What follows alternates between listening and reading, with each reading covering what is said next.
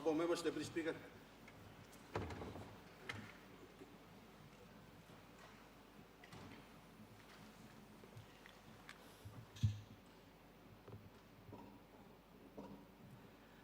The honourable members of the opposition, we do not have quorum.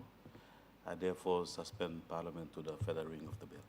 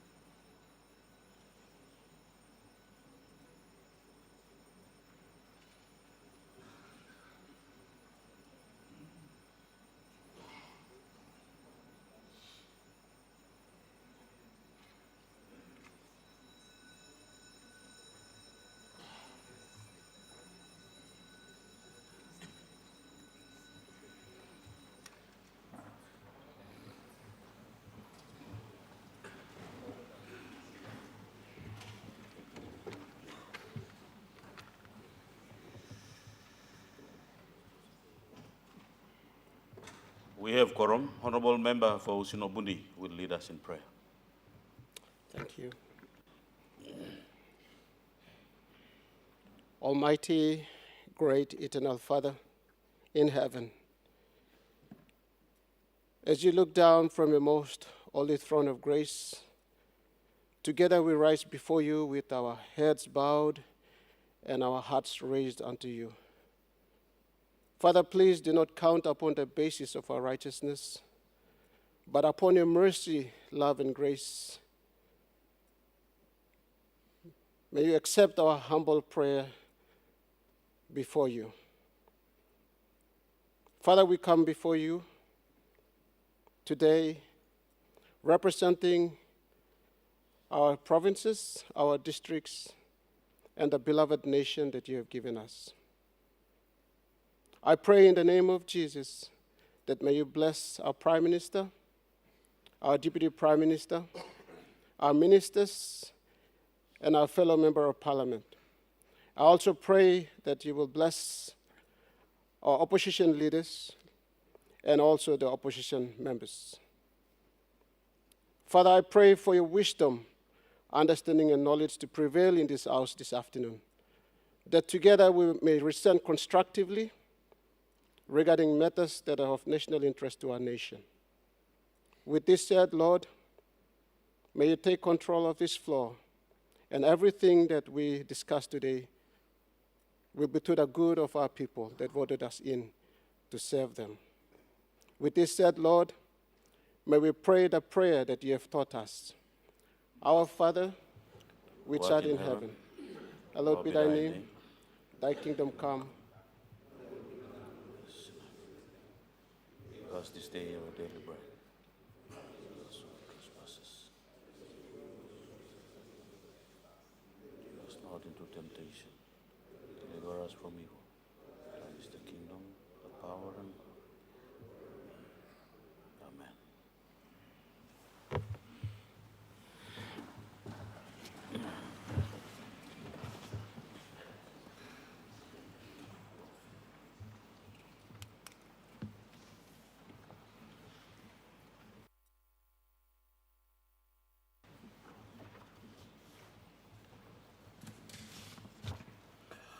Honorable members, I acknowledge the presence in the public gallery of grade 2, 3, 4, and 5 students and their teachers from the Salom Baptist Christian Academy in the National Capital District. On behalf of the National Parliament, I extend them a warm welcome.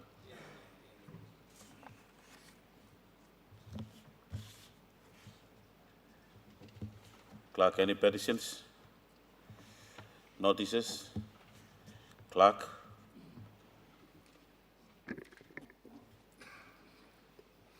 The Minister for Justice and Attorney General gives notice that he shall present a proposed law to alter the organic law on Papua New Guinea's ownership of hydrocarbons and minerals and the consolidation and commercialization of Papua New Guinea's business and for related purposes. The Minister for Higher Education, Research, Science and Technology and Sports gives notice that he shall present a bill for an Act A to provide for the establishment and incorporation of the Pacific Adventist University, and B to repeal the Pacific Adventist University Act 1997 and for related purposes.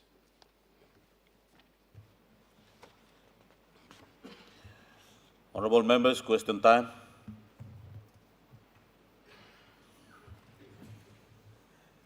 The Leader of Opposition. Deputy Speaker, thank you. My question without notice goes to the Honourable Prime Minister. Deputy Speaker, the Prime Minister has recently just announced a cabinet reshuffle. And from the outset, Deputy Speaker, whilst I have the floor, I would like to congratulate the ministers that have recently been appointed. Thank the Prime Minister for making the decision to appoint some new ministers, and also place on record our congratulations to the Honourable John Kalpa, and also our reservations and concern about the changes to the coffee ministry On record, Deputy Speaker, the Honourable William Bando has been outstanding for the coffee industry. He has created a resurgence, and he has physically driven it in the Highlands, especially in Eastern Highlands and Simbu. And this change in ministry really raises a lot of concerns for us, for the Prime Minister to take note, knowing that it is his absolute prerogative. Now, Deputy Speaker, my question without notice is in relation to the management principle of structure follows strategy.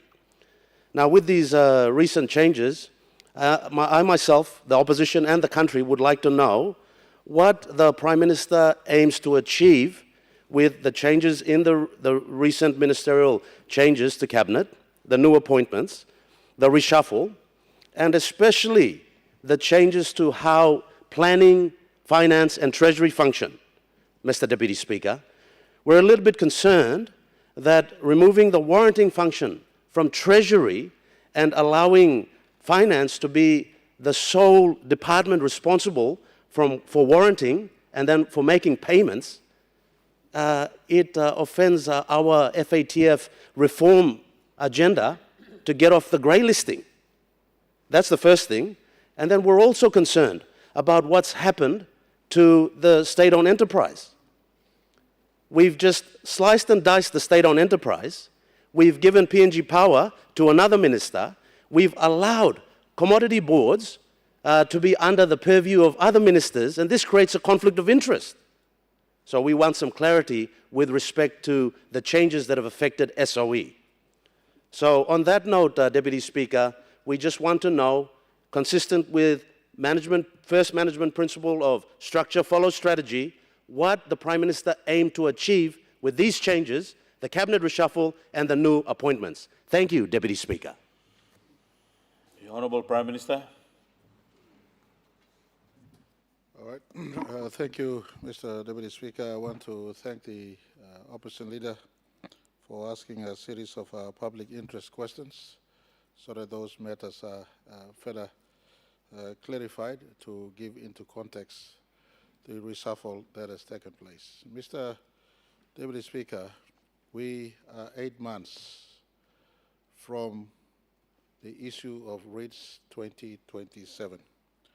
The government came into office with a clear mandate, our focus on agriculture, our focus on state-owned enterprise restoration, rehabilitation, our focus on efficient delivery of services, and having worked in the 4 years under existing structures, taking time, we have the view that certain of these reforms are necessary, not to mention the changes that have taken place, the reforms, especially in the two main sectors, the state-owned enterprise and the central government nerve center. And I will expand on this in a little while. But firstly, I want to thank the ministers who have served with me the last 4 years. It was an absolute honor and privilege to have worked with them. Unfortunately, some due to medical predicaments, some due to the electorate needs and requirements for their presence in the respective electorates, the attention to national call of duty was a little bit shortchanged, and so felt with 8 months left to go. It is not most of you, if not all of you, but it is the leading coalition and it is the government that will be exposed to outcomes as we stand in the face of scrutiny in 2027. So in the last leg leading to the elections, we felt that some of these changes in portfolio reallocations were necessary, as well as the two main structural changes. And I want to also, in the same breath, register my appreciation to two of our key ministers, Minister for State Enterprise, Minister Duma, who have more than 15 portfolios under him in the current KCH structure. And in as much as he's trying to attend to this work, the structure itself is convoluted. He sits right at the top of the structure chain. But you have the state-owned enterprises, you have the worker in a state-owned agency or enterprise, you have the second layer, the MD or CEO of the state-owned enterprise. Then you have the board of that state-owned enterprise. And then the board then reports to another MD, say MD of KCH. Then you have the MD of KCH reporting to another board. My brothers and sisters, this House has been complaining of power blackouts.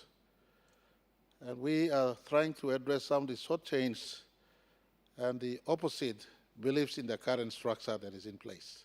Fair go, that's your policy platform you want to take to the elections.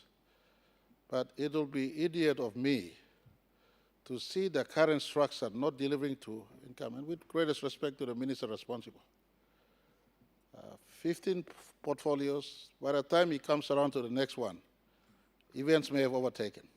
So with greatest respect to the portfolio minister, as Prime Minister, and I take wholly that decision that was made. It emanates straight from the Pangu Party Convention policy room that certain of these changes must take place, especially matters relating to efficiency of key essential service delivery. And so we have not, in this focus, diluted the role of KCH as a company. Kumul Consolidated Holding Limited as a company's role is preserved.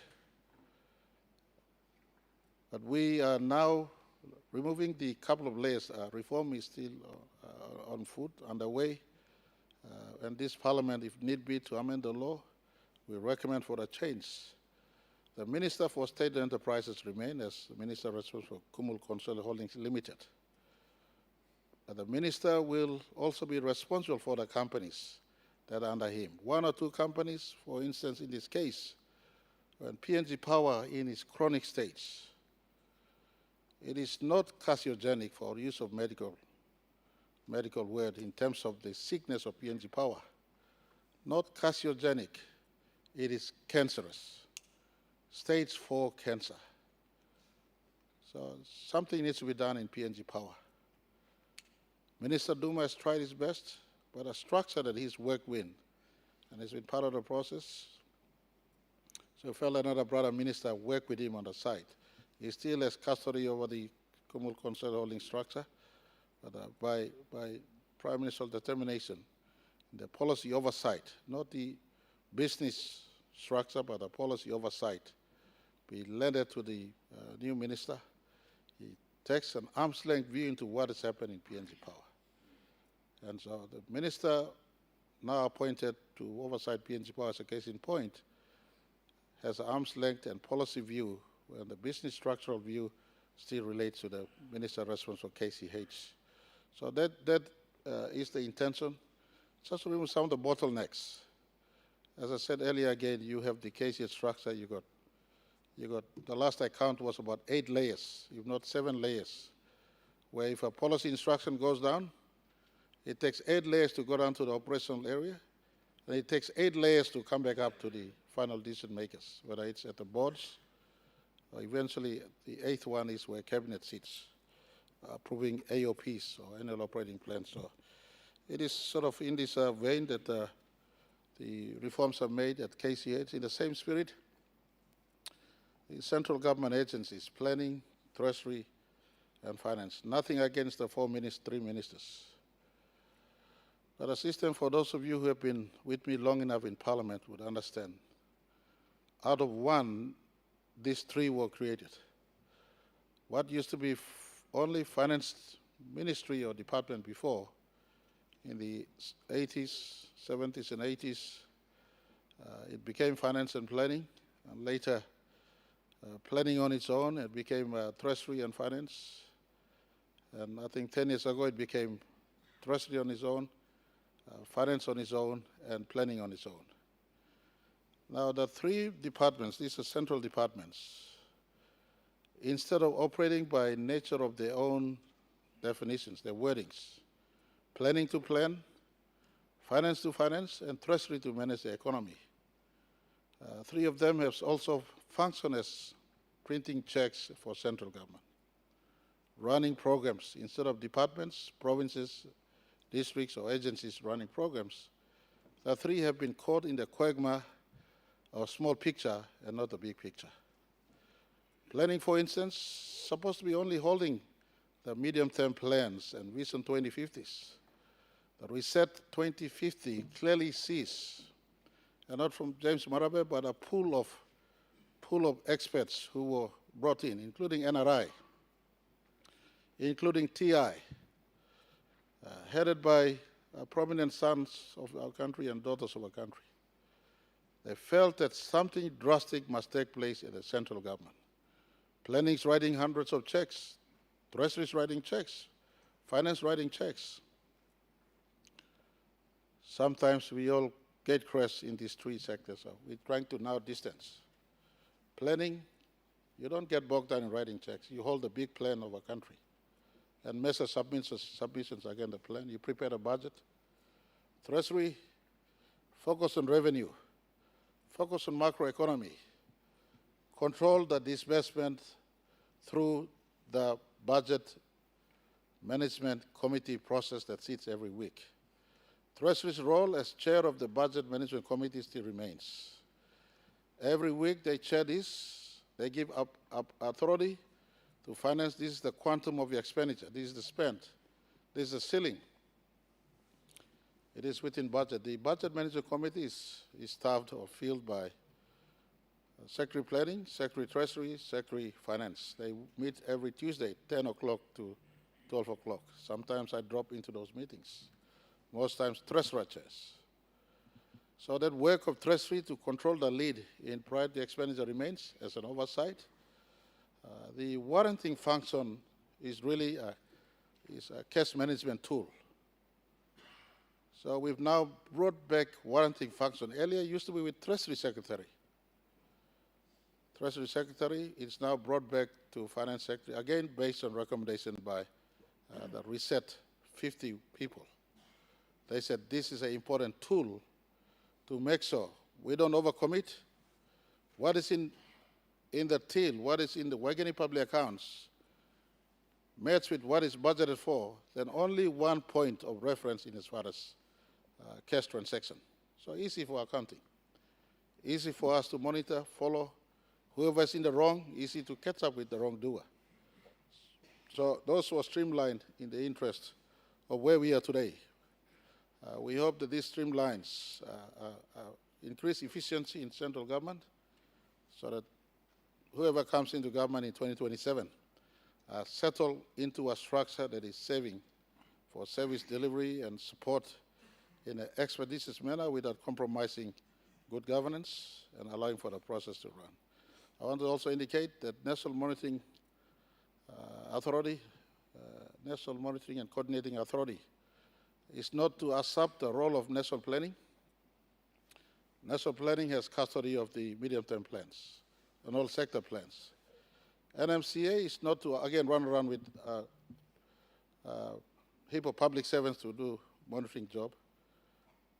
They are to engage reputable, recognized accounting firm and engineering firm to check on funds disbursed. I want to indicate through this good question, over half of department heads have not reported, not just on funds, but what they've done last year. Tomorrow, I'll be asking all of them to leave their offices. You kiss him money, you must report. When I'm working, report the size of the money you kiss him. We've had a culture of no report and just work and ask. So sometimes at our 50th, and this is work done by the 50th Reset Committee. So, Mr. Deputy Speaker, sometimes we have to take the bull by the horn as we try to go into the 50th. Nothing against personalities, but to finding a structure that allows for work to happen at the earliest. All of us get served by whether it's KCH structures, or central government structures, or the portfolio ministers. The ministers have been informed that you all must deliver. On the question on coffee minister, well, equally qualified minister in the current transport minister has been packed the coffee portfolio with him. Now you ask me what's the rationale. I tell you it's easier to buy coffee on the roads that are currently running. But coffee from Karamui, coffee from Marawaka, coffee from Kabum, Coffee in remote areas come in by a mode of transportation. So with the transport portfolio, parking with freight support, we want to at the earliest get our people their coffee uplifted from remotest parts of our country to come into.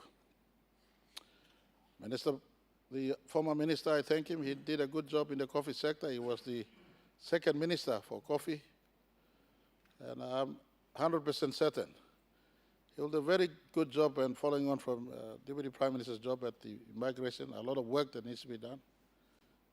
He has an ability to work in this space. He did a good job. He laid the foundation for coffee to move, and I will work with him. He will also be asked to deploy his continued service in the coffee sector, so what he started does not fade away.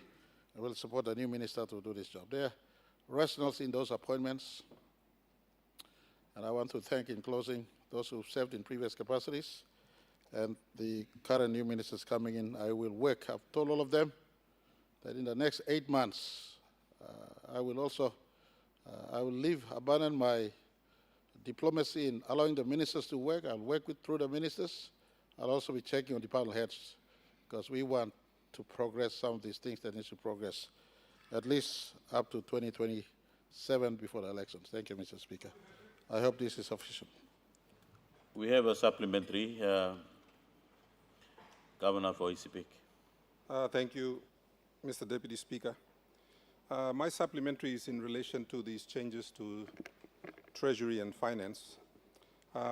My first question to the Prime Minister is that, is he aware that these were part of the reforms that the Makerere government brought in after the 1999 financial crisis that the country went through? And as a result, the reforms that Makerere brought in, both on the central bank and in splitting up these various departments, was to achieve stability. And I note also that this government has dismantled a lot of the Makerere Marauta work around the independence of the central bank. And now you've done the same to the separation between Treasury and Finance. And my other question is that, did Cabinet visit the 2002 report, part of the reforms that the Makerere government implemented, to understand why it had to do the things it did to restore the financial system of the country? That's my second question. My third question is a lot simpler.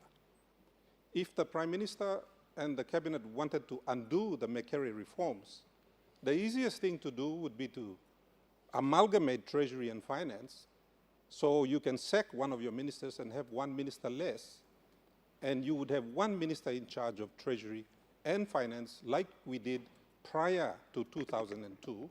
And to correct the Prime Minister, that was 24 years ago and not 10 years ago. Thank you, Mr. Deputy Speaker. Honourable Prime Minister. Thank you, Mr. Deputy Speaker. I thank the Leonard Governor of ECPIC for his series of questions, or 3 questions. Firstly, on his assessment that central bank's independence has been eroded or diminished. That's far from the truth. We rather entrench and augment that independence of central bank. The Treasurer has no unilateral power. Neither does Prime Minister have unilateral power to impinge on the operation of central bank and direction on monetary policy of the central bank. Central bank remains totally independent. What we've done is to entrench that independence. We've set up a board of eminent Papua New Guineans to work with central bank, making sure that central bank, instead of a governor operating all and behold to themselves, a board then sits and works with the central bank governor. So there's an octagonous oversight by a body of people instead of one person reporting to him or herself. In any case, that was the way it was arranged. And Mr. Deputy Speaker, I've been around long enough to know sometimes unhealthy relations between one and one. So it's a safety is found in the in the council of many. Instead of having one central bank governor and one head of a government, whether through ministry or a prime minister, meeting and convergence of key monetary policy matters, we now have set up a board that the central bank governor reports to. So, far from the assertion that we eroded central bank, rather we entrenched central bank's independence. The governor now has to report to a board of credible office holders, etc., who stake up the central bank board. So that's an added layer of scrutiny this administration put on top of the good reforms that Mekere has done in his term in office.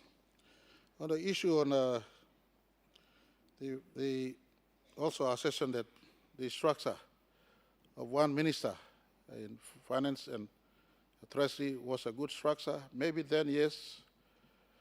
When the time late Mekere made those reforms, the economy of our country was still under 17 billion kina. The workload then was lighter. 96 districts today, 21 provinces, a special autonomous government, many departments, 10 million people plus. All variables point towards an increased workload today. You cannot congest one minister stuck in many functions. The way we're structuring now, Treasury just remains as a macro policy holder. Collect revenue, work on revenue space. Finance just focus on expenditure space. Planning focus on the big planning. All of us bring projects to the planning department. Is it hitting the target in as far as MTDP4 is concerned in this current plan term? Or is it hitting the long-range target? Governor, you were part of the Vision 2050-2010. You don't want somebody to be throwing in targets outside of Vision 2050. So we're just streamlining so that we're all doing things in tandem and progressively hitting the mark in as far as development is concerned. All of us have been long enough to see what happens in planning, what happens in finance and treasury. Sometimes we get caught up in not knowing who's doing what, so we're trying to clarify the roles. One fact we're doing in this reform is eliminating check printing by treasury and planning. You could run your own department checks, but major government programs, finance coordinates and goes straight to department, goes straight to districts or provinces. So that's the intention of this reform. Workload has increased. We're not in 2001. Population increase, demand increase, government agency increase, demands relook. And I want to give assurance to the country. This is not James Marape concocting this from somewhere else. The Reset 50 team, again I repeat, it's in the Reset 50 you got NRI inside. NRI has got deep memory about the country than Governor Bed, you or myself. NRI in that Reset 50. You got CIMC in that Reset 50. You got other eminent sons of our country in that Reset 50 team and daughters. They felt at 2025, 26, and going forward, the central government agency must be structured in this manner, KCS must be structured in this manner, and other sectors. So based on those recommendations, we are getting to work. I'm very happy to circulate to all of you the findings of Reset 50 for you all to have a read on where those 36 and recommendations has come out from. Thank you, Mr. Deputy Speaker. The Governor from Morobe. Thank you, Deputy Speaker. Thank you, Luxalo, people of Morobe. Before I raise my question without notice to, I think the Police Minister is not here. I'll raise my question without notice to the Prime Minister. And then AG and Police Minister can take note. But Mr. Deputy Speaker, before me raise him question without notice, me like to thank you, Law, for Faipla. Our leader was stepped aside from cabinet positions, very strong decisions. It's hard to choose among equals. And the Prime Minister's prerogative blame. as Prime Minister of the day, where he sees fit, he needs to make those very hard decisions. Those members that I will represent on the floor, they bring incredible wealth, their experience as well, and their aspirations for districts blow. So member blo Raikos, member blo Anglim South Wagi, I think member blo Gumini too, a very fine, strong leader who step aside for our new cabinet ministers to come on board. We commend him work blo cabinet and their contributions to this nation. Mr. Speaker, me thank you too. Congratulate him all. New Prime Minister will come on board today. Leader belong PPP, months is close to me. Now you're not seen on anymore. We congratulate him you as new party leader. Na party blame lo PPP lo you come on board. Recognition from Prime Minister as long party. Me too, Mr. Deputy Speaker. One members non pla kisim ministry. Me thank you long Prime Minister Pangu Coalition. Now Narpla was a member block up where comes in down. Former member, I'm step aside, I was there.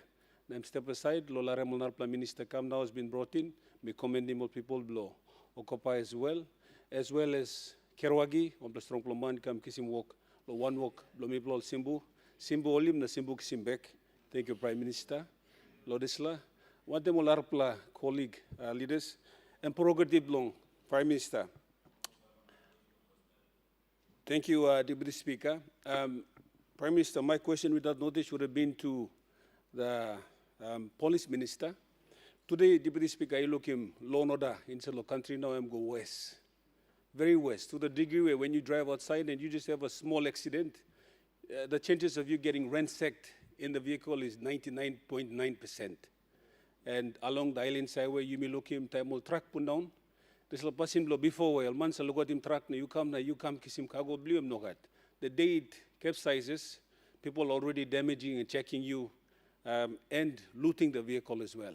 Recent video articles in suburbs in Mosby, you look him, people are looting vehicles. This is a symptom of a very degrading society, Mr. Deputy Speaker, something that we should be very concerned about. My question without notice, Mr. Speaker, I was in cabinet when we made the decisions to set aside and remove the death penalty when it was there. And some of us in cabinet argued that it should have been left there as a form of deterrence for our people. My first question is, what is our position now that we have now changed? And I'm thankful that we brought on board the Vacancy Act. Now, are we looking at bringing back the death penalty for any crimes that people commit in this country? Because it's going far and beyond to a level that we cannot control. So my question is, maybe to the Police Minister and AG, but through PM, Iga thinking lo yumi karim death penalty come back or not, given that the degree of lawlessness continues to increase. Number two, Mr. Speaker, there are many arguments as to why you don't have death penalty come back. Life is precious. We're a Christian country. We've just declared ourselves, a Christian nation. We got Bible stuff. Good law killing man, sin. But there are many forms of sin, Mr. Speaker. Can sin stuff the Bible to no rule blood judging one plus sin. No sin sin that's all. So given that we placed ourselves as a Christian nation as well, are we going to open up the discussion for death penalty to be placed on the board again for us to discuss, Mr. Speaker? And I leave with this one statement that one economist can talk.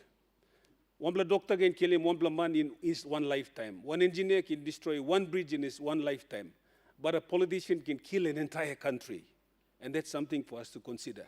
So, Mr. Speaker, through you, Mr. Prime Minister, does government have an appetite for us to bring on board again, for us to look at the death penalty, given what is happening in the country? Thank you. The Honourable Prime Minister. All right, Deputy Speaker, me thank you long Governor Morobe, will raise him important question. This Parliament, I think under this administration, we did remove the death penalty some years back on the evidence, globally speaking, that death penalty in itself is not a deterrent for those who engage in crime, whether it's opportunistic crime or planned crimes. But the fact is that lawlessness is a major concern. I will get the police commissioner to present statistics on what, under his words, he has done. Ministers has come and gone. It is only two of us, the police commissioner and myself, have been present right through since 2018. This parliament is entitled to know what has happened since from 2019 up till today when we've been in office. And if statistics demand that we relook at this sort of policy, then we could certainly relook at this again. But again, at the upside, when we were making changes, global studies have indicated that death penalty is not an efficient deterrent. Suffice to say, it can be, but the fact of the matter is that the police capacity when we took office in 2018 or 2019 was still not effectively prosecuting those that have been arrested. So work has taken place in the police sector. We've now gone back on a recruitment drive. There's a substantial investment in Bomana Training College, thankfully to our security partners in Australia government and others who assist. So Bomana College is now taking up recruitment, police capacity being stepped up. We're twinning with our security arrangement with Australia, not just on the defense matter, but police also. We want arrest, and not just arrest, but prosecution of the arrest to be successful. And I'll get those relevant statistics from, in as far as police is concerned. We'll make a statement to the House in response to this question. And again, death penalty not, we want here, if the collective wisdom of this parliament compels that this is looked at, many avenues exist. If government cannot sponsor this, then a private member's bill is equally sufficient path to bring these matters before Parliament's consideration. Thank you, Mr. Speaker. The Honourable Deputy Opposition Leader. Thank you, Deputy Speaker. Deputy Speaker, my question without notice this afternoon is directed at the Honourable Prime Minister also, which is Chairman of the NEC. Deputy Speaker, on the 3rd of June 2026, I stood in this House and tabled a petition on behalf of the plant site landowners in relation to their interests, or rather a decision, NEC decision number 64 of 2026, pertaining to the Croton Equity Option Special Purpose Vehicle. And on the 26th of June, I coursed a letter to the Prime Minister, which letter was also hand-delivered and received on the 6th of July 2026. Deputy Speaker, to this day, no response of any kind has been received. My question is, Deputy Speaker, will the Prime Minister advise this House whether the National Executive Council has considered the request of the plant site landowners and the Central Province beneficiaries in relation to the 13.5% of its 4.27% of the Croton equity? And what is the status of the independent valuation and audit directed under the NEC decision number 64 of 2026? Who has been appointed to conduct it? And when will its findings be tabled in this House? Has the interim KEO SPV board been operationalized? And has any transfer of the Croton equity occurred or been scheduled? Third, will the Prime Minister give an undertaking to this House that no transfer of the Croton equity and no final step to operationalize the interim board will be completed until the position of the plant site landowners and the Central Province beneficiaries has been settled, so that any oversight in the original structure is corrected cleanly now, rather than unwound later at cost to the state? And finally, will the Prime Minister direct that the beneficiaries' mandated representatives and the member for Hirikwari be included in the structuring discussions? Thank you, Deputy Speaker. The Honourable Prime Minister. All right, thank you, Deputy Speaker. A busy day at the office, all questions directed to me, and I take it as my job and duty to respond. I thank the member for asking a question following up to his earlier questions and a letter made on the Croton equity. Firstly, I want to say that transfer has not yet been deterred. Cabinet has already made this decision. It's a work in progress. And Kumul Petroleum Holdings Limited and national government and the respective Minister of State Enterprise in carriage of this work. I want to give full assurance to Central Province landowners, especially Coastal Bay landowners, and Central Province in all in all, as well as all the other provinces. This will not be done in isolation. The leaders, as defined under the organic law and provincial and local level governments, are being consulted. And in the first instance, those are provincial governors. They have been consulted. We've had a first meeting. Central Province was represented by Central Province Governor on this matter, and I put it to them expressly that provincial executive councils decide what is good for the province, and you write back to us. And so my response to this simply would be that this is a matter now in the custody of Central Provincial Government. The Central Provincial Government Executive Council would have met.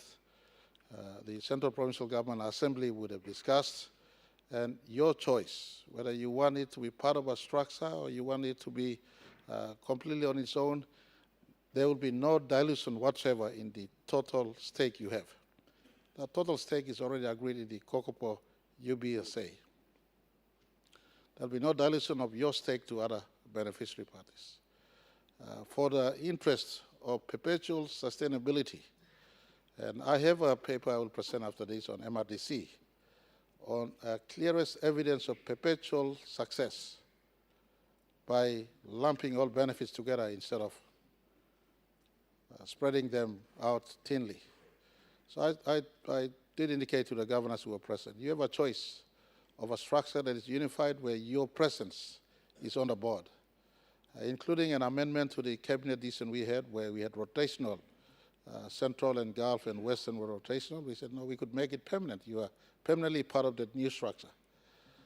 Mind you, to the people of the 5 provinces, 4.27% ownership of a de-risk PNG LNG is a premium asset.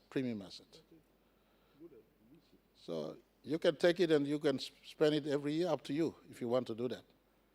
Or if you want to lump it properly, keep it in a structure that earns perpetual wealth, just like MRDC is. MRDC, in a report that is coming up, just from 2% earnings in the last 10 or 15 years, they've grown it from 500 million kina company to a 14 billion kina plus company. This one is 4.27% of a de-risk project. And so I've given the task back to governors of the respective provinces, and the Honourable Member for Hirikwari. You are in Central Provincial Assembly. It is in your interest to work with the Central Provincial Governor, her PEC, and indicate to us at the earliest what path you choose to walk. You want to take it on your own, we could take it out and pass it to you. No problem. Thank you, Mr. Speaker. The Honourable Member for North Fly. Deputy Speaker, thank you for giving me opportunity. I wish to seek leave of you, Chair, to ask a question to you. Ask your question. Thank you, Deputy Speaker. Before me ask a question, let me go to you. Very simple. I have a incident back in my electorate a week ago. Constant accidents of drunk driving caused by nuisance people, only money, only costing law and order. Now, plenty accident come up now, even got plenty unrest. Close to town Blomilo Kyunga, even got big chaos. Now, policeman over the line, he outnumbered simply because there was no control. Now, ask him, me like exercise him some power. He go long, control him old man. He come inside long district lobby because some man only stop nothing, only not making one walk, only sleep number, plenty only migrate, come down lo Tabubil where eviction he come up. Now only come pull up straight lo Kiunga. Now most of them are just doing nothing. So ask him also, me like exercise him. This like vagrancy act me pass lo here. Time me ask him lo exercise him this plan lo rush him all money go. Only talk also time me ask him, this law is not ready yet. Ask him me go to you. Please, one time this law by ready so me can exercise him. Thank you.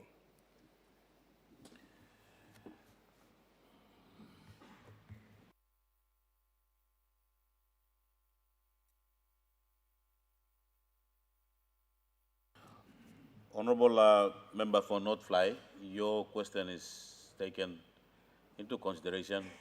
Parliament will respond to you tomorrow on the question. The Honorable Member for Sinasina Yangumul. Yes, last question. Golo Attorney General. Me like him, Attorney General, correct him one bla talk Secretary blame walk him I karangi liglo he oblo plani blo mi bla. Backlo 2014, Cabinet working decision also the first 7 village court magistrates' salaries and wages will be paid by his department, the first 7. Because in some village courts you have up to 11 plus magistrates. So let's say many decision all talk. First 7 village court magistrate, Attorney General Department by more fortnight. Anything above 7 and by district by one district court district where village court sit down them by you by. So for example, Lord District Blomi, Sampla village court got 11. So 7 Department of Justice by na for since 2014 he come now, 4 pla mibla by Lord District. That's the way it's been. Now, recently, Secretary talked, no, district must pay him now. But there's already a decision. Now, when we formulate our budgets, district budget every year, we formulate it on that framework basis. That we pay for 4, now MBIM, Department of Justice BIM first 7. Anything above 7, MIPLA BIM. So, me feeling also, Mem Karangi law, Secretary talk also. Contrary to the NEC decision of 2014. This is the time me Attorney General yet. So, meeting also in this lam wrong now. In a Attorney General look all of this pla. Now make sure that the department blame continue law pay all get the village court magistrates. Bring in pay blow up to date now. Continue law pay future salaries. By the same token, Minusa Usat responsible all councillors. Councillors blame me countrywide. All you know being same decision to councillors too by same fortnight, peace mediators by same fortnight, land mediators by same fortnight. Lo same any decision. All get this line law base level blow you me law house line. All work government so all must same pay fortnightly. Now government been kissing this responsibility through that NEC decision. So now talks how we come all council in pay long plat time. So in Aplo Attorney General suppose this like stop and in it lemon, no got them stable minister of provincial local government council me no clear but 1 pla 2 pla. Me ask him through the Attorney General. Law make sure that all bring him wages blow village court magistrates, peace mediators, land mediators, councillors up to date, and then at the same time make sure that all future wages and salaries blow too up to date. Thank you.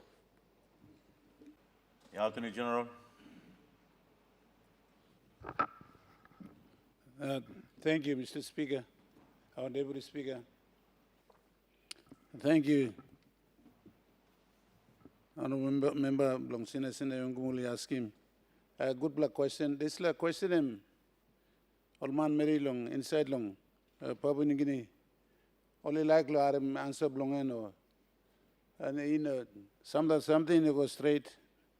In so Larem me go look na why all no pay payment all no come but me kisim good bla report na actual story situation na advise the parliament inform the parliament.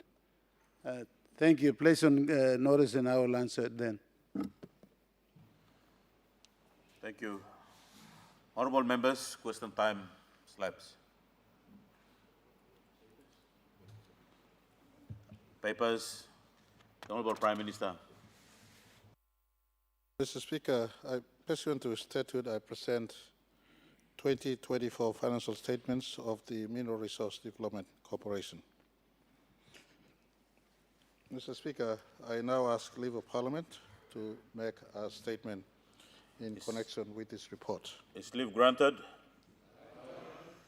Make your speech, Prime Minister. Mr. Speaker, Deputy Speaker, I rise to present to this Honourable House the audited financial account of the Mineral Resource Development Company, or MRDC, for the year 2024. The tabling of these audited accounts is following applicable laws. Mr. Speaker, for the record, MRDC manages 22 companies, 15 subsidiaries holding participating interest in resource projects, and 7 wholly owned investment companies. So it is quite a task to carry out audits of the group's books. As such, it is very commendable that they have worked diligently to bring their books up to date. As I speak, audit work of the 2025 accounts has been completed, with the accounts now awaiting shareholder sign-off and awaiting Cabinet's scrutiny before it comes to Parliament. Mr. Speaker, MRDC today is a very successful state-owned company with a proud history of nation building. Our country celebrated 50 years of nationhood. In fact, we're journeying through our 50th year. We are littered with many bad news and bad stories and bad examples. But I want to say that MRDC's story is a story of resilience and shows that we can do too, we can grow through. As our nation celebrates 50th anniversary, the company itself celebrated 50th anniversary as a company last year. MRDC was established in 1975, thankfully to the wisdom of the fathers of our country. Initially as an exploration company, it partnered with Kennecott Mining to explore for minerals in the Star Mountains of Western Province. After Kennecott left, BHP took over and was granted the license to mine at Octedi. MRDC's role was subsequently changed to that of a nominee company to hold state equity interests, including provincial governments and landowners in mining and petroleum projects. Over the years, federal reforms resulted in state equity interests being sold or transferred to other state nominated entities. The great late Mekere Murata, under his time, for instance, a blue chip company called Oregon emerged. Some of MRDC shares were subsumed, and Oregon was also folded. And so I want to state this on record. It's not part of my speech, just to give some historical context. By 2007, the last of state asset, labeled Edda Oil, was transferred out, leaving MRDC with only the project interests and benefits of landowners and respective host provincial governments to manage. Today, MRDC manages equity interests in the oil fields of Kudubu, Moran, and Gobe, the PNG LNG project, the Octedi mine, the Pogram mine, and Ramu Nickel mining projects. Just 2%, not 4.27% as we discussed earlier. Just 2% in all these projects, money meant for landowners. MRDC also manages commercial ventures in the non-resource sector that landowners either own outright or have shares in them as they diversified their investments. Mr. Speaker, it is a requirement for MRDC as a state-owned company to provide its audited financial statements to its shareholder. Although the Office of Prime Minister is the trustee shareholder for and on behalf of the state, it is only proper that the company's annual reports and audited financial statements be presented to the People's House so all leaders have a scrutiny over this company. I am assured that for effective good governance, MRDC will continue this important self-reporting practice going forward, and as I said earlier, 2025 report will come before this House at the very earliest.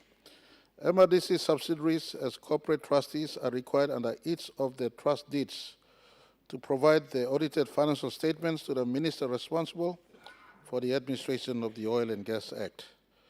The management, with the support of MRDC board, initiated a robust audit program that started in 2018.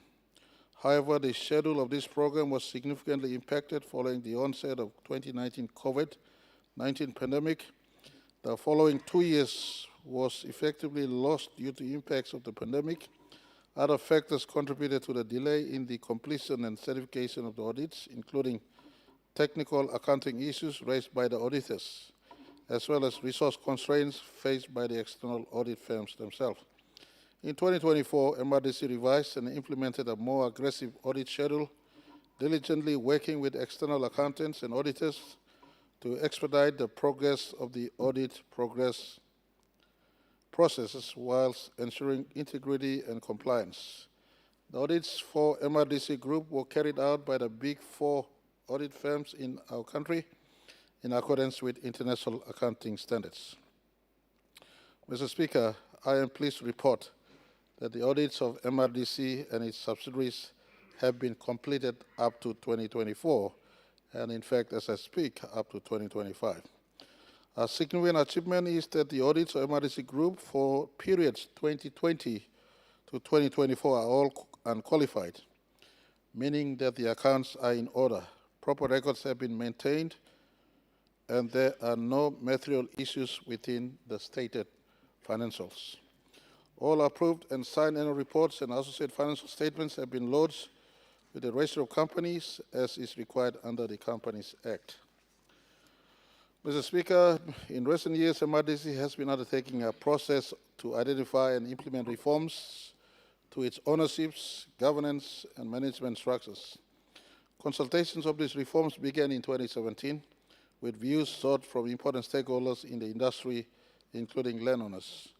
One significant achievement to date in this process has been the enactment of the Mineral Resource Development Company Limited Authorization Act 2020. The MRDC Authorization Act under Phase 1 of the corporate restructure has been complete. The MRDC Authorization Act affects several important reforms, effected several important reforms to the structure of MRDC. This includes establishing a clear legislated basis for the ownership of shares in MRDC by PNG State. Second, enhancing the board's responsibility for direction, management, and supervision of the company in relation to attainment of the objectives of the company. Number three, setting out the roles and responsibilities for MRDC as the registered shareholder of its subsidiary companies and clarifying that the funds and assets that were managed by MRDC were not public funds or public assets, but were trust funds and assets specially for the benefit of identified project area landowners, and should I add, provincial governments. MRDC is now embarking on Phase 2 of the corporate restructuring, which involves additional reforms focused on improving business efficiency and effectiveness, whilst at the same time strengthening the governance and improving transparency and accountability. We propose some reforms. The reforms are intended to improve the management of interest and assets, as well as to enable the efficient or timely flow of capital for investment and distribution processes or purposes. The anticipated reforms are as follows, Mr. Deputy Speaker. Under the existing statutory framework, MRDC performs two distinct roles. First, to act as registered shareholder of its subsidiary companies, which are the corporate trustees that own the participating interest in mining and petroleum projects, as well as other assets acquired under long-term investment trusts. This role involves the performance of the shareholders' rights under the Companies Act, such as the appointment and removal of directors and approval of major transactions, etc. Secondly, to act as the corporate manager managing the participating interest in resource projects as well as assets including funds and property, providing investment advice and the development of basic but necessary social sector infrastructure in project licensed area for the project area landowners. Mr. Deputy Speaker, these two roles need to be segregated and performed by a different person for governance and business efficiency reasons. There are currently more than 22 companies rather, where in MRDC is both the registered shareholder and the corporate manager. MRDC also has management oversight over a few investment companies in the energy, aviation, and business tourism sectors that are owned by its subsidiaries. The current shareholding and management arrangement creates governance risk when a single entity performs both functions. Therefore, statutory reform is necessary to increase efficiencies in the provision of management services, whilst at the same time enhancing governance by segregating the two roles or functions, as well as establishing clear reporting lines between MRDC as the registered shareholder and the corporate trustee of Landowner Resources Trust and corporate manager. Mr. Speaker, the state recognizes MRDC's expertise in not only diligently managing resource benefits, but more importantly, diversifying into non-resource sector benefit streams and growing the wealth for project area landowners. When all project-derived benefits are kept under a single entity, there is an economy of scale in relation to investment strategy, as well as the cost of management which can be shared. That, Mr. Deputy Speaker, goes to my earlier point on the 4.27% partial. In contrast, if the benefits of one group of project area landowners are managed by completely different entities, then the amount or quantum of the benefits can be paid out will be significantly reduced because of the management cost. Furthermore, investment capital will be limited. MRDC has demonstrated capacity and record of diligently managing the benefits derived from petroleum and mining projects which are granted to the project area landowners. Therefore, it would be appropriate to ensure that all resource sector benefits are consolidated under landowner trusts that are managed by MRDC, as is this proposal. Allowing for all project-related benefits to be held and managed under one investment vehicle is, as is the case today, allows for consolidated investment strategies that will improve the socio-economic indicators of the project area landowners, as well as directly impact the domestic economy by contributing to creation of jobs, increased tax revenue for the government, and of course, growing the GDP of our economy. Mr. Speaker, in closing, I want to take this opportunity to commend the board and management of MRDC for this remarkable job they've done thus far, especially in the last 15 years in growing the assets they manage. The 2024 accounts, as you can read through them, show a total value of group assets that has grown to 14.5 billion from a 500 million kina group asset in 2007.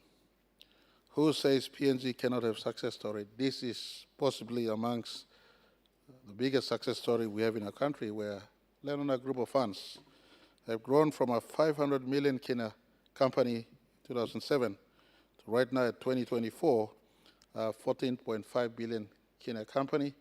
The 2025 report will show how much they've grown in just 1 year. The consolidation of their business assets, the diversification has taken place. That's an extraordinary achievement in less than 20 years, similar to what is taking place in NASFAN and Namban Super. If you combine NASFAN, Namban Super, and MRDC, these three sustainable bases of wealth for intergenerational wealth creation our country has thus far. And great commendation to those who have served as board in MRDC the last 20 years. I want to pay special mention to someone, the current managing director. In 2008, he was brought in as managing director, Mr. Augustin Mano. He has been constant up till today to see this company grow to a 14.5 billion kina company. This is extraordinary. The future looks good. This company, for the record, owns 15% of BHP, owns 33% of PIH, owns 80% plus of Airlines PNG. A few years back, Airlines PNG was being liquidated. MRDC pick it up, run it. Today, they have a 3% cancellation rate in our country, buying new planes as we speak. Today, their on time is 85%. They're making money, they're saving more. I just give you one example. Tari used to have 3 Air Niugini's a week 6 years, 7 years ago. Today I got 4 Air Niugini's coming in and 5 times a week Airlines PNG coming in, new flights coming in. This is landowner-based business that is growing. MRDC owns Hilton Hotel. Hilton coming up in Kikori. I visited Kikori not too long ago. Hilton Kikori is going to be open soon. Hilton Kerama is going to open soon. Investing landowner money where they are. Hilton Kurubu is going to be open soon. Hilton Tari is going to be open soon, putting their own money back to where they come from. Who says Hilton cannot be in those places? You also have ownership of Pearl Hotel in Pacific Harbour in Fiji. You also have Tamasina Hotel in Apia in Samoa. It is a company that is truly growing. We will ensure that the reports come in like this, and this is the first time MRDC is audited. Unaudited financials have come to the People's House. I encourage all of you to pick a copy of this, read through, and contribute where you can. And I look forward to also bring the 2025 annual report into Parliament so that you can know not all is bad. There's some people working very hard to grow the base for our country in as far as this is concerned. By the way, MRDC owns 50% of the Pasca oil and gas project in Gulf of Papua.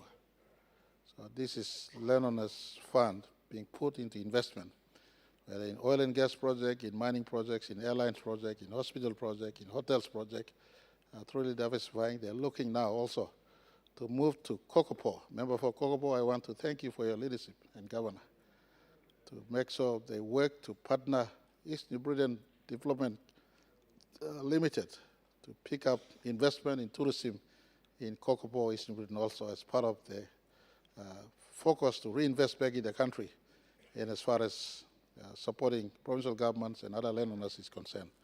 I commend this report to this House. Leader of Government Business. As the Speaker, I also rise to add to debate. In the midst of many negativities around in our country, this is a very heartwarming report. As the Speaker, I rise to support this presentation of this 2024 audited financial statement of the Mineral Resource Development Limited. Honourable Minister, you would move to take note of the paper presented by Prime Minister, and then you can make your speech. As the Speaker, I move to take note of the paper and wish to debate. Make your speech. I rise to support the presentation of the 2024 audited financial statement of the Mineral Resource Development Company Limited, MRDC. At the outset, I congratulate the Prime Minister, the MRDC Board and management, and every employee whose dedication has ensured that these accounts are brought before this Honourable House in accordance with the law. I particularly commend the achievement of bringing all audits up to date and securing unqualified audit opinions for years 2020 and 2024 financial years. That is no small accomplishment, as the Speaker. In today's world, where confidence in institutions is increasingly measured by transparency, accountability, and compliance, MRDC has demonstrated that Papua New Guinea is capable of producing institutions that meet international accepted standards of governance. This report is therefore much more than a financial statement, as the Speaker. It is a statement of institutional maturity. It is a statement of discipline. And most importantly, it is a statement that PNG can produce companies that perform at a global standard, as the Speaker.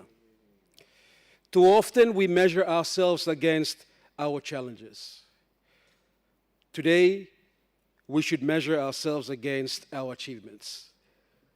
MRDC is not simply another state-owned enterprise. It is one of PNG's greatest corporate success stories, Mr. Speaker. Established 50 years ago, the company has transformed itself from a nominee entity into one of the nation's largest indigenous investment institutions. Honorable Member for Miduramo, what's your point of order?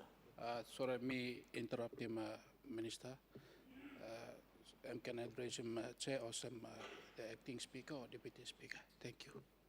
I may call him assistant speaker, so me address him. Thank you.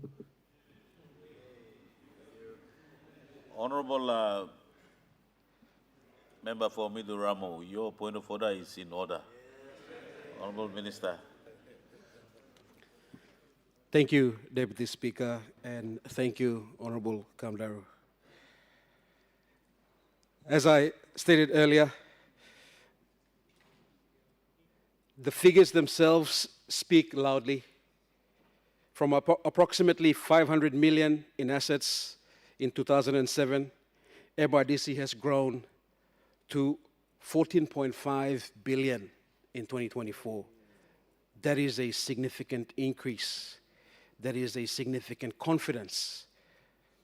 Very few indigenous corporations anywhere in the Pacific have achieved growth of this magnitude while maintaining sound governance, professional management, and internationally recognized auditing standards, Deputy Speaker. That deserves recognition from this Parliament, from this indigenous House. Mr. Deputy Speaker, there is an important lesson for our country. Natural resources alone do not create wealth. Good governance creates wealth. Professional management creates wealth. Transparency creates investor confidence. Accountability protects public trust. And visionary leadership, such as the current CEO that we have, Augustine Mano, creates institutions that cultivate individuals.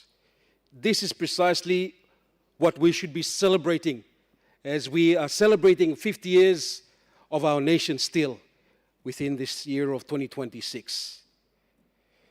MRDC demonstrates that indigenous Papua New Guinean institutions are fully capable of competing alongside the best investment companies in our region when they are governed well, Deputy Speaker. I particularly welcome the proposed governance reforms outlined in this report. The separation of the shareholder function from the management function reflects best practice adopted by successful corporations throughout the world, Deputy Speaker. Strong institutions require clear separation of powers.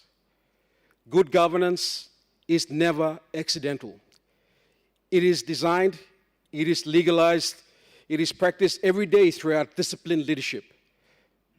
These reforms will further strengthen confidence in MRDC as a trusted custodian of the wealth entrusted to it.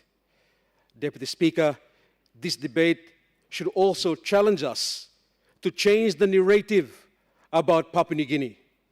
Far too often, institutional headlines focus on our problems. Today, we have an opportunity to highlight one of our greatest country's success.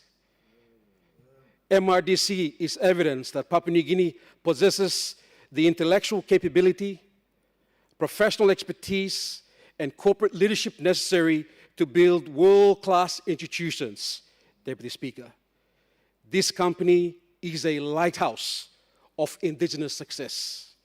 It demonstrates what is possible when local leadership combined with sound governance, commercial discipline, and long-term strategic thinking. It proves that Papua New Guinea can manage complex investment portfolios worth billions of kina while meeting international accounting and auditing standards, Deputy Speaker. That should inspire confidence not only among our people, but also among investors around the world. Deputy Speaker, as Parliament considers the future of our economy, Institutions such as MRDC must become examples for others to follow. We should aspire to build indigenous companies that are professionally governed, globally respected, and commercially successful. Companies that create wealth responsibly, companies that invest for future generations, and companies that earn the confidence of international partners while remaining proudly Papua New Guinean. Deputy Speaker, success should never make us complacent. Good governance is a journey and not a destination. The pursuit of excellence must continue. Transparency must continue. Independent oversight must continue. Professionalism must continue. Because reputation is built over decades, but cannot be lost overnight, Deputy Speaker. And finally, Deputy Speaker, I congratulate every past and present Chief Executive Officer, Executive Manager, and employees who have contributed to the growth of this remarkable institution over the past 50 years. Their work has produced far more than financial returns, Deputy Speaker. They have exceptionally demonstrated that an indigenous Papua New Guinean company can be governed with integrity, perform with excellence, and stand confidently alongside respected investment institutions anywhere in the world, Deputy Speaker. May MRDC continue to be a beacon of corporate excellence, a symbol of what good governance can achieve, and a lighthouse of our indigenous success in Papua New Guinea and the Pacific. Mr. Deputy Speaker, I commend the report to the House. The Honourable Governor for NCD. Deputy Speaker, thank you for giving me time on behalf of our people in the city to contribute to this debate. From the outset, I want to commend the Prime Minister for bringing this report, the financial statement for 2024 to Parliament for us to have some, idea and perhaps a little speak into the work of the MRDC. In my 19 years being a member of Parliament, I'm not sure about, all these 19 years, but I believe this is the first time, for me at least, Mr. Deputy Speaker, that this report from MRDC has been brought to Parliament. And I've been thinking for a long time, when are we going to have a scrutiny over this very important organization, state-owned enterprise that is responsible for the, funds that belong to landowners and provincial governments.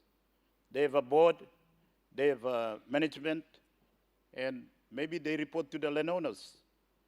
Some of us are from areas where we don't have oil, gas, and so on, but equally we have an interest in what this state enterprise or state-owned company has been doing on behalf of our landowners. So I want to firstly thank Prime Minister for bringing this report. I believe for me, I can speak for only myself. First time this report comes, so me and myself, at least this very important organization that manages funds on behalf of our people is bringing a report to Parliament, so you can scrutinize him on behalf of our people, Mr. Deputy Speaker. Especially, you probably remember, you may come along a resource area, oil, gas, petroleum, oil and gas, especially, minerals as well. Minerals, oil and gas. You need to scrutinize him. Maybe in your own process, you will scrutinize him already and you all are happy and satisfied. But at least now, Prime Minister, me and myself, you bring him come. Now you can look him and scale him. I think, Mr. Deputy Speaker, I think outside Lomi, speaking on behalf of the city, maybe I must work long MRDC. You may not have a good long some, all the, specifics, the kind of thing, but looking at the developments that are taking place, like especially Hilton with Star Mountains, Development Corporation or Star Mountain Mineral Resources, sorry. On behalf of our people in Star Mountains, they are doing a big investment in our city, creating a lot of opportunities, services for our people too. Mr. Deputy Speaker, they plan to go 6 stage or 6, parts of this development. So it's going to be a major development in the city. So on behalf of the city, me and Maslow work along MRDC. They are really investing, and most welcome to invest in our city, in our country. It brings us a lot of benefits, so I want to say that too. But Mr. Deputy Speaker, members of Parliament too, in the city too, you got some project where maybe MRDC working or Lenona working, which is not a good sort of a record. Especially in formal, you may get this when I'm a casino. So I think, Mr. Deputy Speaker, to be fair to MD, CEO, and a board headed by the Chief Secretary, Mr. Pomalew, I think I mean no decision belong MRDC, but maybe decision belong Lenonas yet. All go invest one them investors from Korea or so on. And the result is there for everybody to see. And I think that's the story of MRDC. You must start scrutinizing. Lenonas Yumi, they have a great opportunity to reinvest the earnings from minerals, oil and gas, but all not got experience, all not got the ability to really do good investment, and some of the investment has gone wrong. But you may blame him, Musad. Maybe you may blame him, MRDC.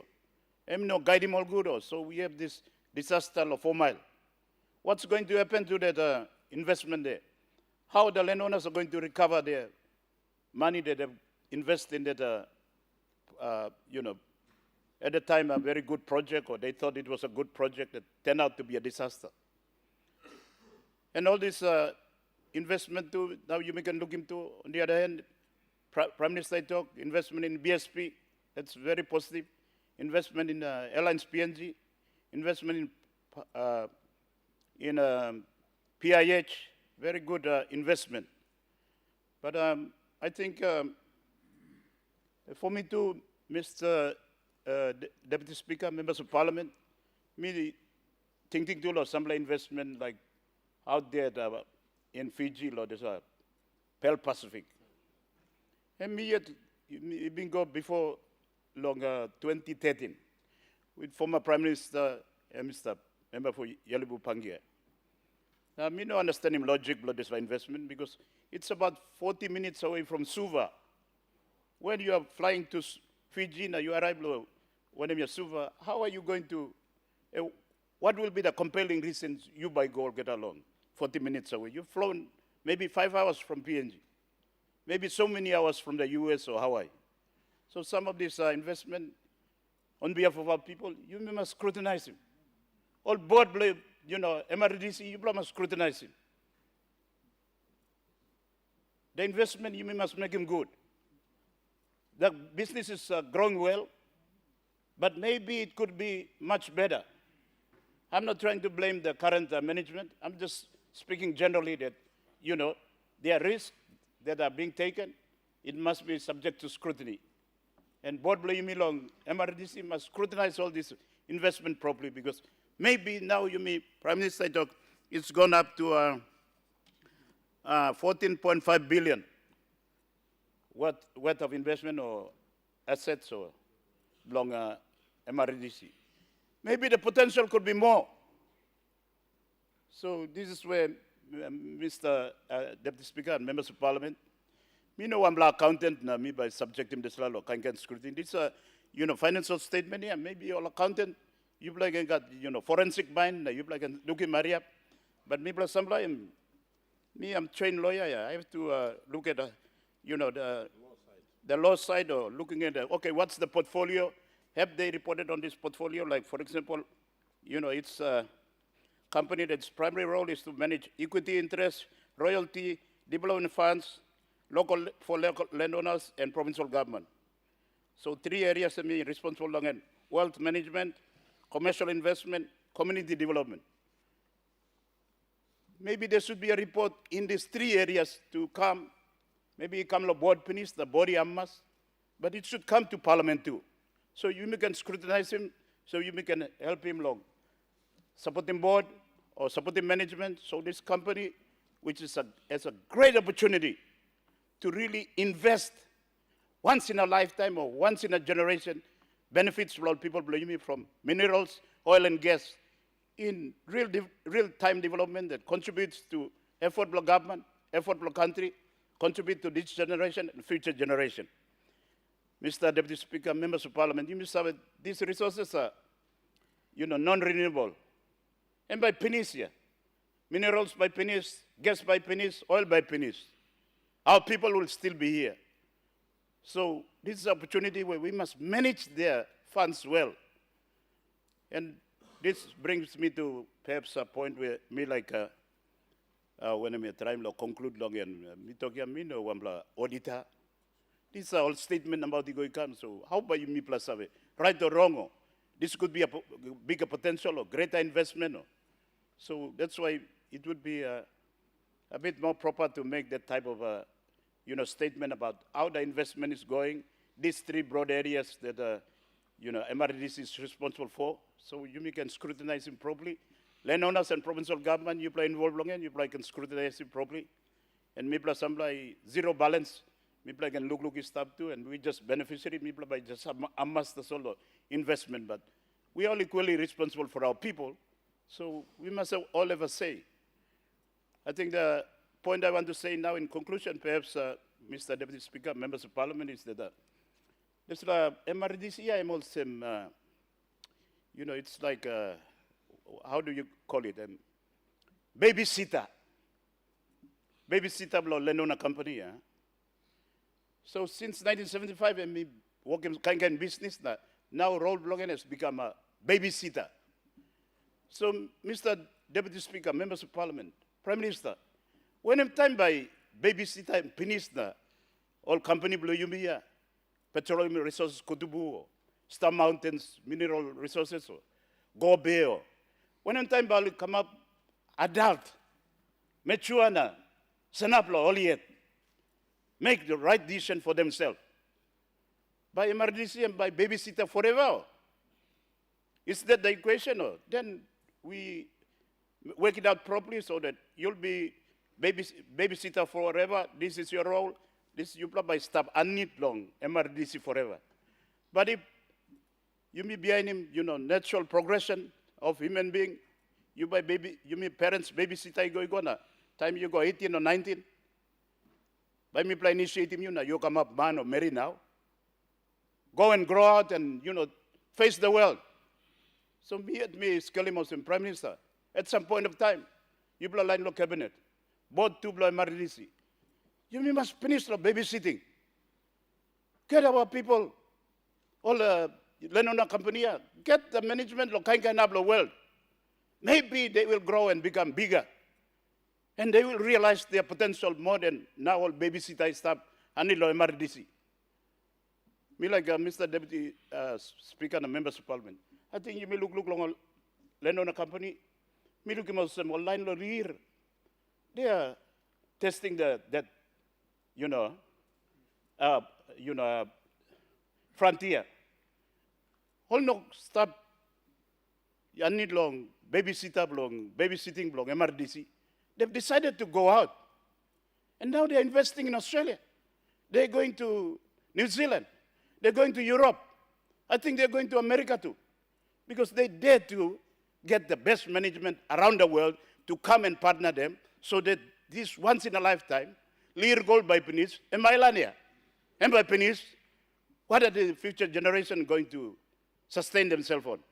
And this generation, Lenona's Lear, I think they are making the right decision. So when Star Mountain is going to stand up and be able to stand on its own, or petroleum resources Kutubu, or petroleum resources Gobe na, Holkata Narapla line, meeting you may work limiting potential belong, or Lenona company by babysitting forever. I think one point where me not talk out long into, me talk the last point, but Mr. David Speaker, with the indulgence of the members of Parliament, me like talk too long. You me talk the law now, when I'm all this funds belong all public here. When I'm time by this Pacific Balance Fund, reporting of Parliament, that you may scale me go. This law, Mr. Deputy Speaker, money belong all legally contributors during the colonial time. Now after colonial time, you may got this law. Insurance Corporation Fund, or PNG. Plenty of ordinary Papua New Guineans, teachers, all doctors, or all policemen, police marine, kind line. All invest, this is the Investment Corporation Fund, or PNG. Then time lo Mekere, or when I'm time to late Semekere, or I might be wrong. Minu can talk long end. They changed it to Pacific Balance Fund, corporatize it or whatever. And a lot of our ordinary people have missed out. They've missed out. They've lost their investment. Money go away. There's millions. And then management long end, only Taitimi go come, Koti go come, money go come. When is the report going to come to Parliament? Now you mean by scrutinizing too? Because some of them too are members, people living in the city, all Japanese, their children are still wondering what will happen to their investment. Or you mean solemn investment along all big companies only. So it's timely that Prime Minister, you come giving this report. Also, me talk here, me no accountant, so me by subject him to kind of, forensic or one kind of audit. Me talk of generally that's all. But I believe it's timely that we bring all this report. Maybe Minister of State-owned enterprise to bring himself all the report of state-owned enterprise to come now. You may scale him too. Only work in profit, or you may invest on no return on investment. And then we can make a hard decision, bite the bullet. Me talk to all the PNG power, you go now. And you play total go can blackout, you go come now. You play no can complain on me. Me not responsible for PNG power. Me talk when some idea resolve him now. You play go long. Procrastinate, ECC go come now. Anyway, Mr. Deputy Speaker, thank you very much. We contribute. Provincial member for ECP. Thank you, Mr. Deputy Speaker. Number one, hap talk me like talk mo sa me talk. Thank you, lo Prime Minister, also me too. Mr. 9 years lo this la Parliament. Na first report me looking me come long MRDC. So me bel heavy lig long talk long leader of government business where me praise him MRDC as a beacon of transparency and accountability. I must defer, Mr. Deputy Speaker. And first time, these reports are supposed to come here on an annual basis, not once in 10 years, or in the case of listening to Governor Parkop, once in 20 years. So all get a narbla report, blow narbla years, I'm stuck with. Not all by me looking long, 24 na, 23. This is woeful, Mr. Deputy Speaker. Walk blow me blow opposition, and lo sindam lo here na talk out na talk straight. You know, all the time by me fighting bros all the time. This company is owned by our landowners, Mr. Speaker. And who is going to be in this house to speak on behalf of the landowners? And first report now we come to Parliament, yeah? No report been come before. So what's happened to all these other reports? Only 3 plus all by come behind no. So I'm number one talk me like talk. I think the Prime Minister's statement to the House is misleading, Mr. Deputy Speaker. For instance, walk belong private company. Em lo pay him dividend, go back long all shareholders belong em. Now, as I look at this financial report, which you play at the camera give him,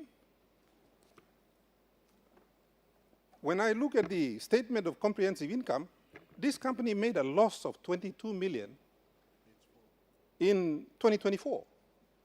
Now, Prime Minister, you know, talk out this la loss law. Statement belong em become na. Talk lo people belong Papua New Guinea lo here. Na all get a member all our mas na fight him hand na clap na sing out na talk nice pla report.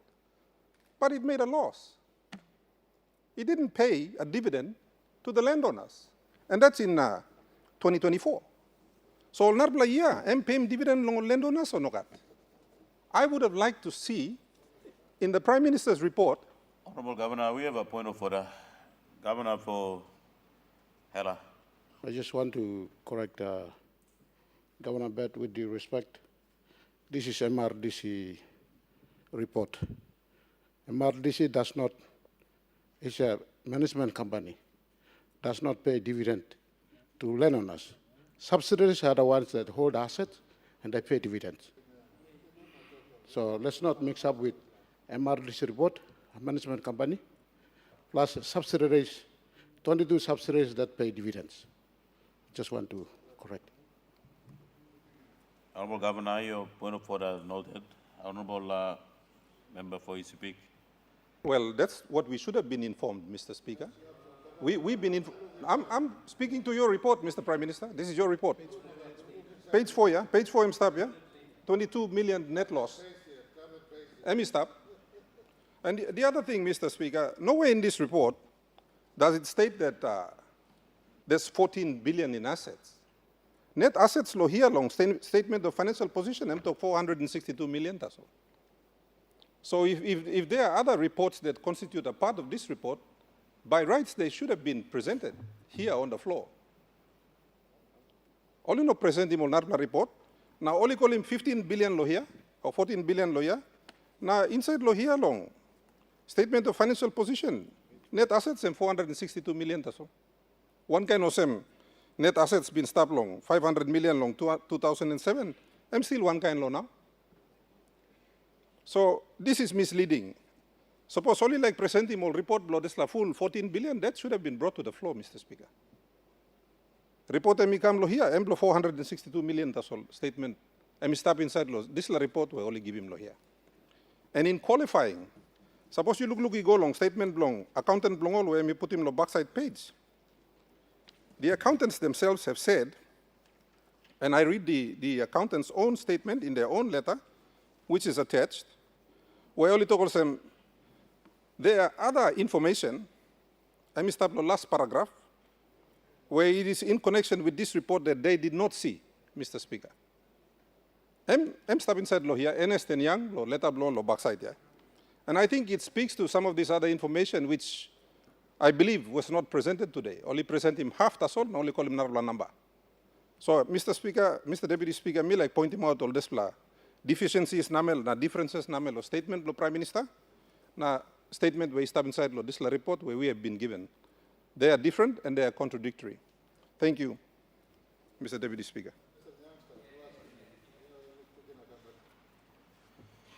The Honourable Member for Yalebu Pangia. Thank you, Mr. Speaker. Mr. Speaker, me too like contribute to this debate. Take note of statement of Prime Minister. MRDC is one very important organization. You may organize ourselves so we go pass la lugate more interest blow or landowners inside the country. Na me too me amas lo work only working. Na report only presenting him so him also management company report blow only working loss also governor blow ICP toto 22 million kina. Na time you may look further go inside.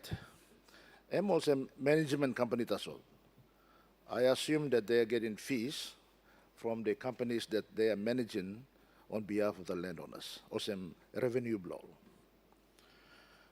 If look lo revenue projections. The revenue note blow all this up lo note number 3.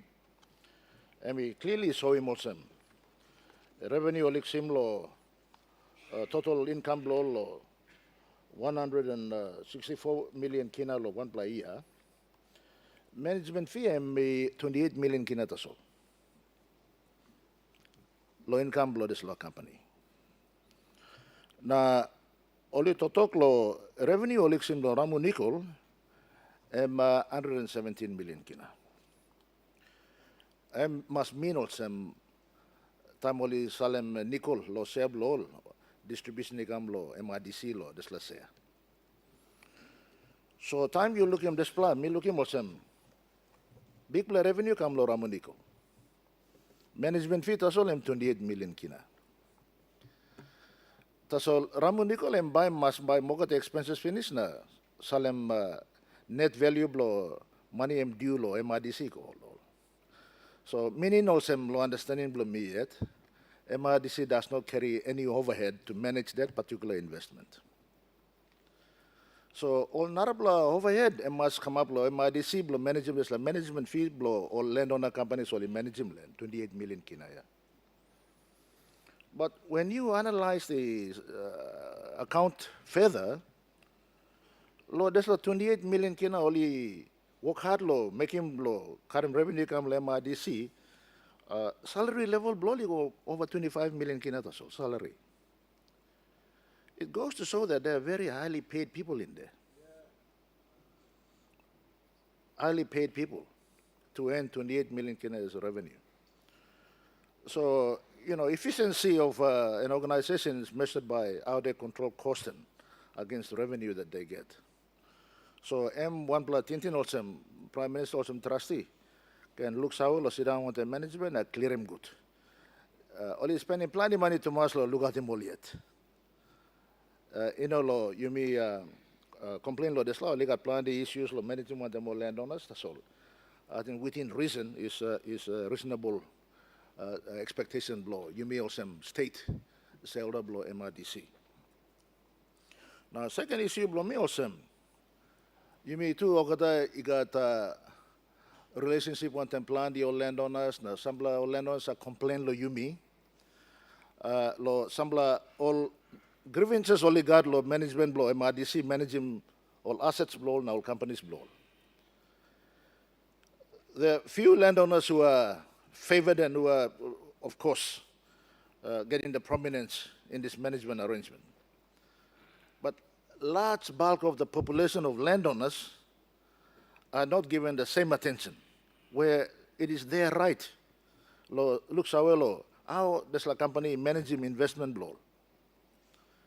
So when you're looking at this sudden increase in 14.5 billion in valuation of some Prime Minister and management MRDC work law, patim bros na totok land, you must not mislead him country in the parliament. And plenty law, there's like investment come law, resource development, you may got finish land. Like Oktedi, Kutubu, Hides, now Papua, PNG, LNG. Those companies are very valuable companies, worth into billions. Because management efficiency, MRDC work him na, there's like value ko on top. So I think you must glass him talk na, put him talk lo straight away. So people can understand that value of this company go on top here because resource development has gone up, revenue from all these companies have gone up, and the beneficiaries rightfully are the landowners. So you may must tell him all this total good na, you may out in go country in the parliament.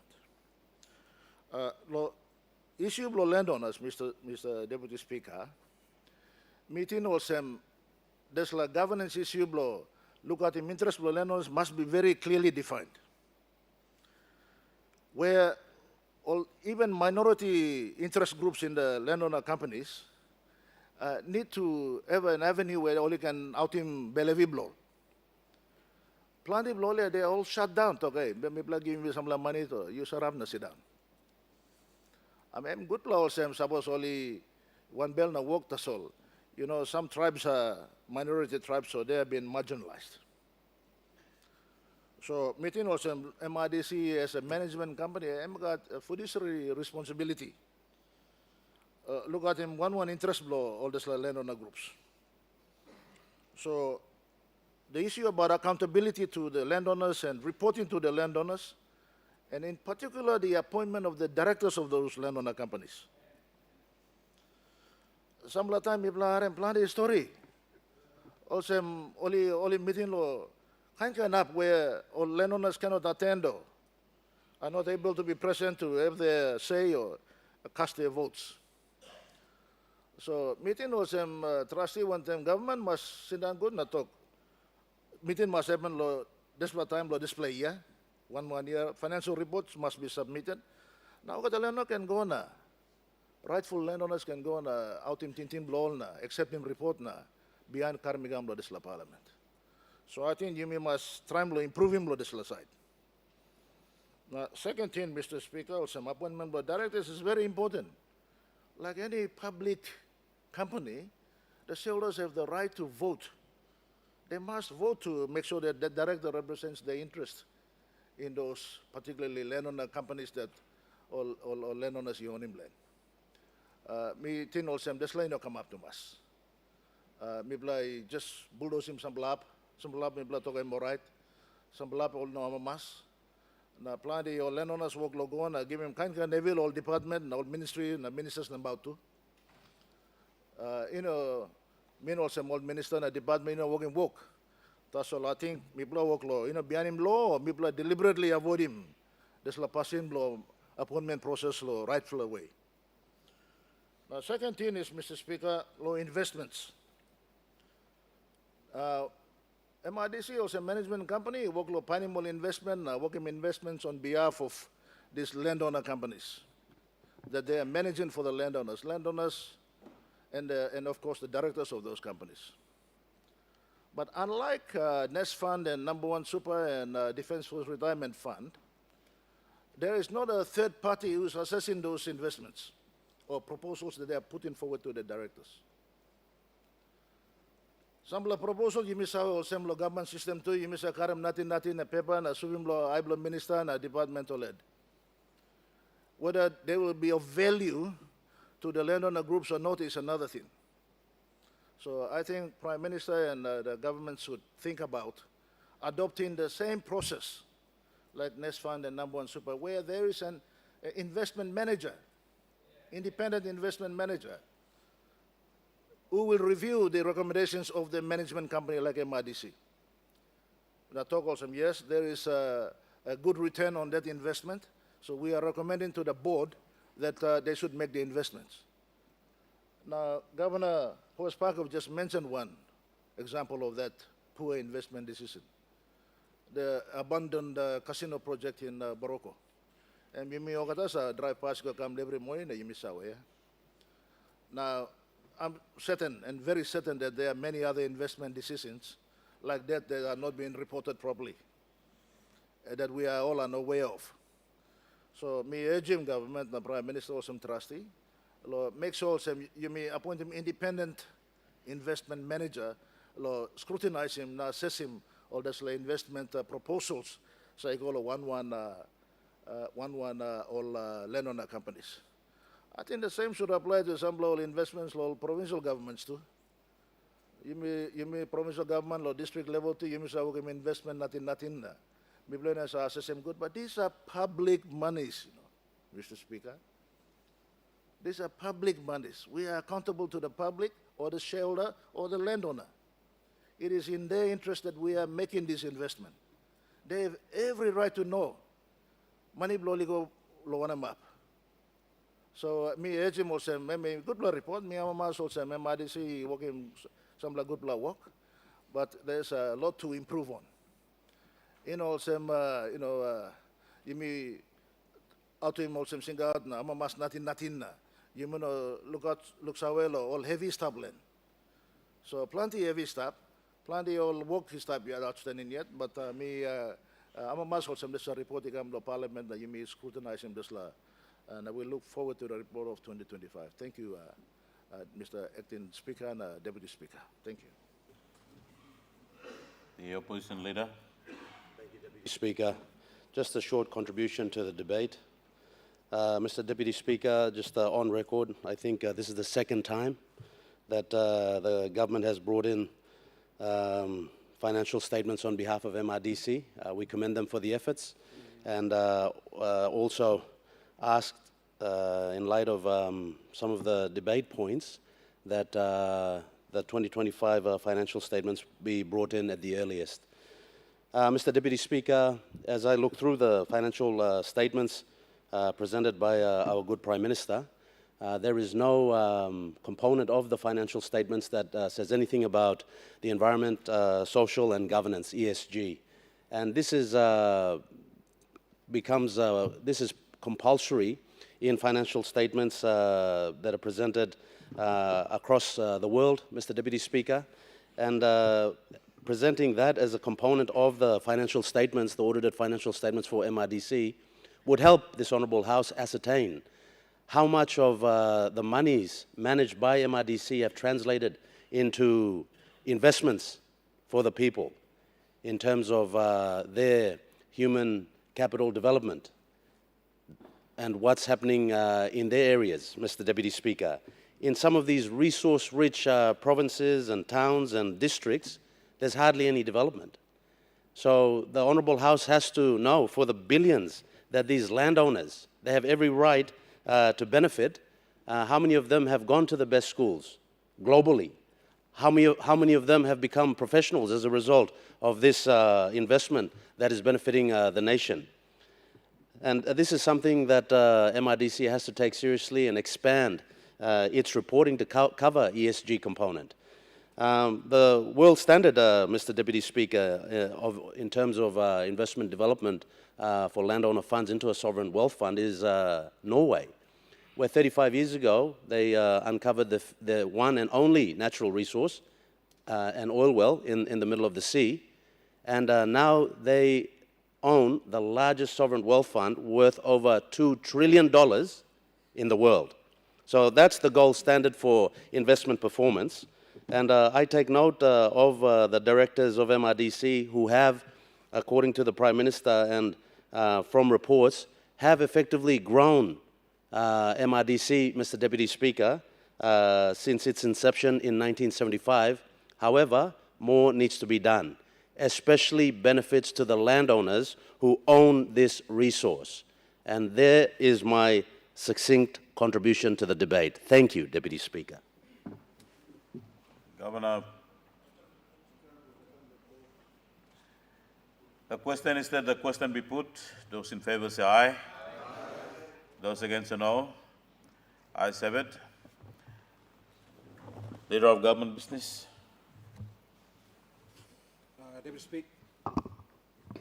Deputy Speaker, I move that the Parliament do now adjourn until tomorrow at 10 o'clock a.m. The question is that the motion be agreed to. Those in favor say aye. Aye. Those against say no. Ayes have it. Honourable members, I now adjourn Parliament to tomorrow 10 o'clock a.m.